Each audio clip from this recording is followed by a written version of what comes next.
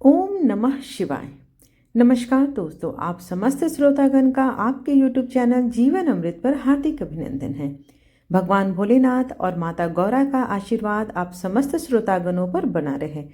आज की वीडियो में आप रसपान करेंगे फाल्गुन माह में सुनी जाने वाली शिव पुराण कथा का अध्याय 5। इसके पहले की कथा अगर आप श्रवण नहीं किए हैं तो आप मेरे चैनल पर फाल्गुन लिस्ट में जाकर आप इस कथा का रसपान कर सकते हैं।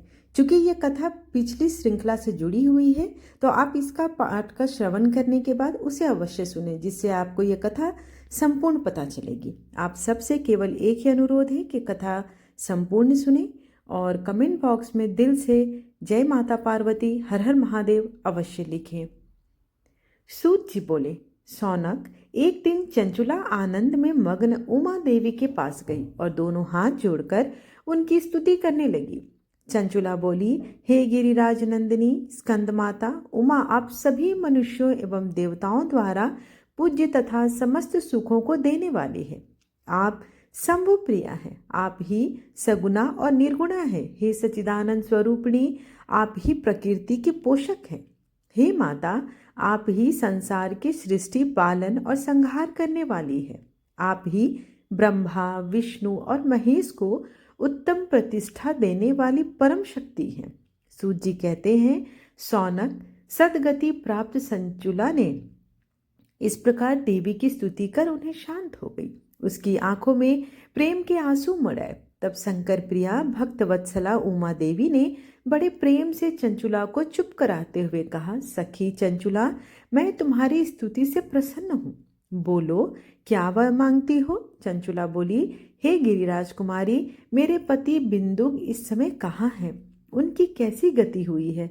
मुझे बतलाइए और कुछ ऐसा उपाय कीजिए ताकि हम फिर से मिल सके। हे महादेवी, मेरे पति एक शूद्र जाति वैश्या के प्रति आसक्त थे और पाप में ही डूबे रहते थे।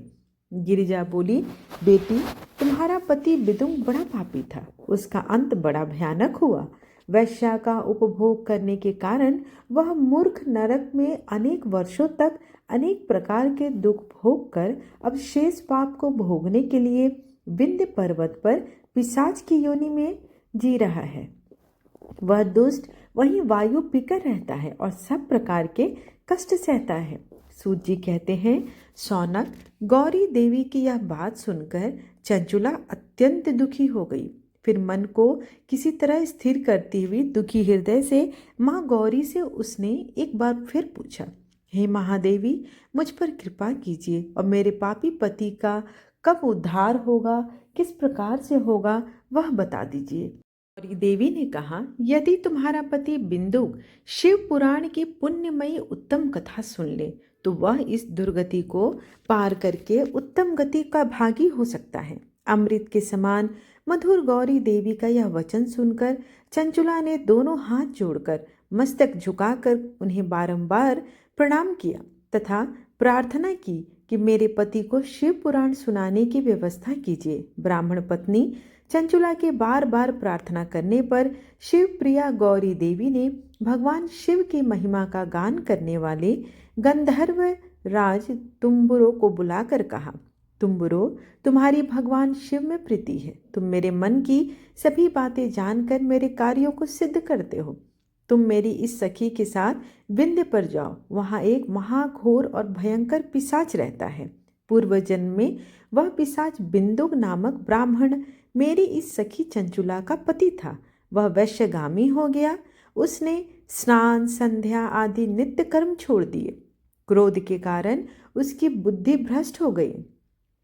दुर्जनों से उसकी मित्रता तथा सज्जनों से द्वेष बढ़ गया था। वह अस्त्र शस्त्र से हिंसा करता, लोगों को सताता और उनके घरों में आग लगा देता। चांडालों से दोस्ती करता, वह रोज वैश्या के पास जाता था। पत्नी को त्याग कर दुष्ट लोगों से दोस्ती कर उन्हीं के संपर्क में रहता था।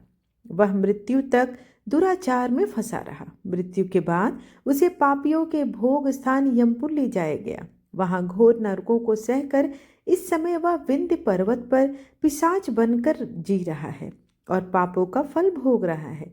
तुम उसके सामने परम पुण्यमयी पापों का नाश करने वाली शिव पुराण की दिव्य कथा का प्रवचन करो।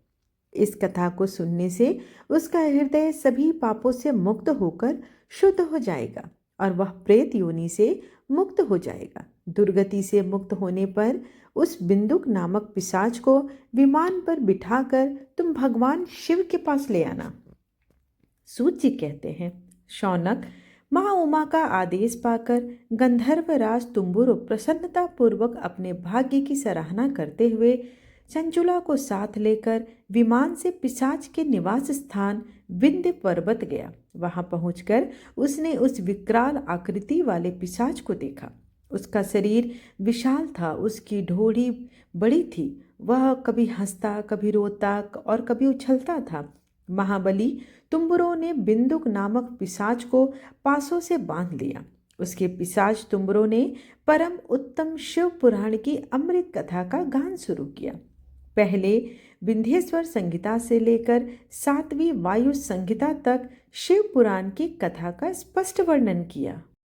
सातों संहिताओं सहित शिव पुराण को सुनकर सभी श्रोता कृतार्थ हो गए। परम पुण्यमय शिव पुराण को सुनकर पिशाच सभी पापों से मुक्त हो गया और उसने पिशाच शरीर का त्याग कर दिया।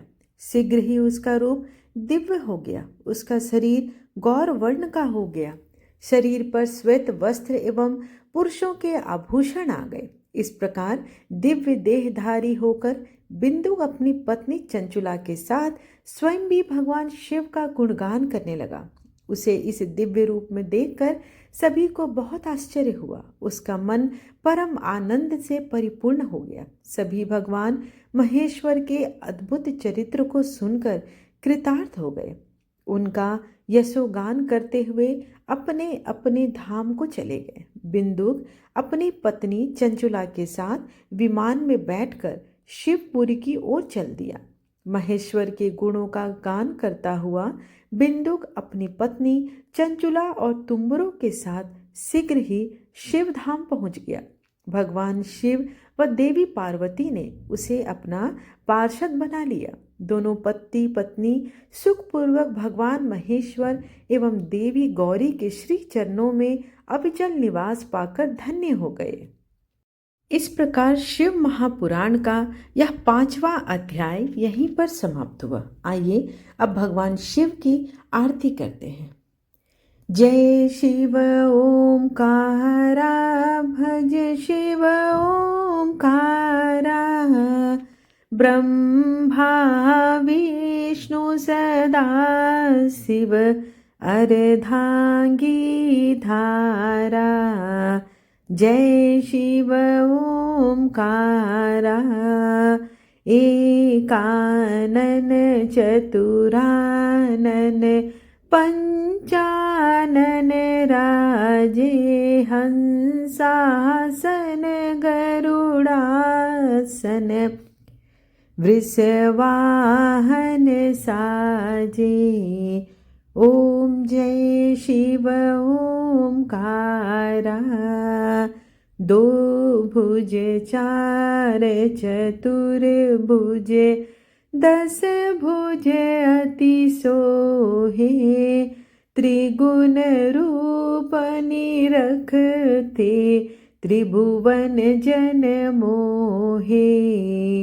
ओम जय शिव ओंकारा, अक्षमाला बनमाला रुंडमाला धारी, चंदन मृग मद सोहे, भाले शशिधारी।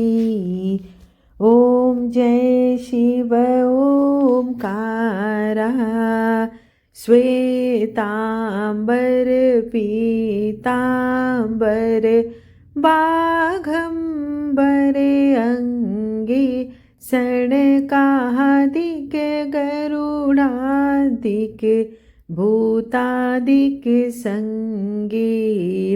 ओम जय शिव ओंकारा, कर के मध्य कमंडलु, चक्र त्रिशूल धरता जग करता जग भरता जग संहार करता। ओम जय शिव ओमकारा। ब्रह्मा विष्णु सदा शिव जानत अविवेका। प्रणवाक्षर के मध्य ये तीनों एका। ओम जय शिव ओमकारा।